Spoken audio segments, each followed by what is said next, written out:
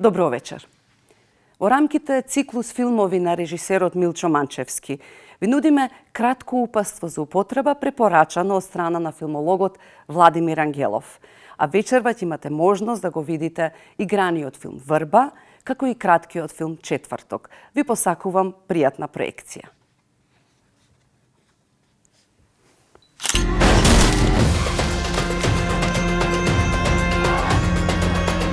Моја матка. Добре вечер, драга публико. Јас сум Владимир Ангелов, филмолог, и вечерва ќе го гледаме филмот Врба. Последен филм на режисерот и сценарист Милчо Манчевски. Негов шести игран филм. Премиерно е прикажан во 2019 година на фестивалот во Рим.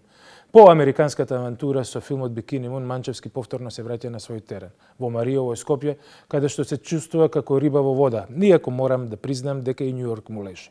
Врбата во нашата митологија верување е дрво што е символ на плодноста и издржливоста. Каде ќе ја поседиш, таму расте, се вели за врбата. И тоа е темата на Врба, филмот кој е поделен на два дела.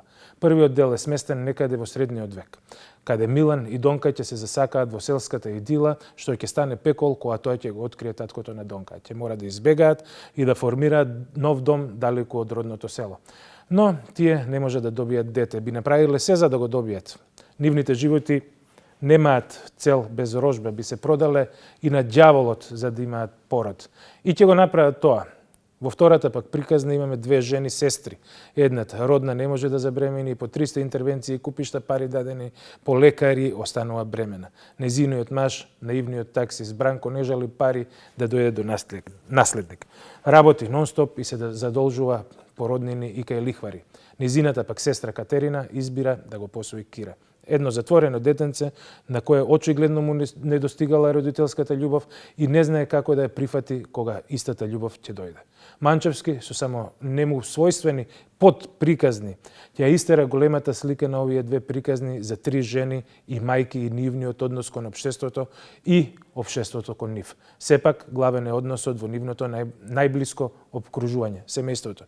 Некои автори би оделе во болничките ходници и социјалните институции за да бараат правда и приказни кои мора да признаеме ги има милион. Манчевски не го прави тоа. Го начинува, го навестува, ќе чепне површината, но за него најважна е интимата на родителите и на детето. Малиот Кире во случајов. Малку е глупаво да се каже дека Манчевски со овој филм влегува во зрела фаза затоа што од првиот негов филм Пред дождот тој е зрел автор. Но ако со претходните филмови сакаше да експериментира со формата, да се перчи со неговото суверено режисерско умење, со Врба повеќе не е така. Во Врба ги остава актерите да се разиграат и да ја носат приказната. Исто толку разиграни се и останатите учесници во филмот. Костимографот, сценографот, камерата, композиторот Джајковски. Референците на неговите филмски идоли се помалку видливи и се чувствува повеќе една автореферентност, како да се враќа на своите претходни филмови и да ги дообјаснува.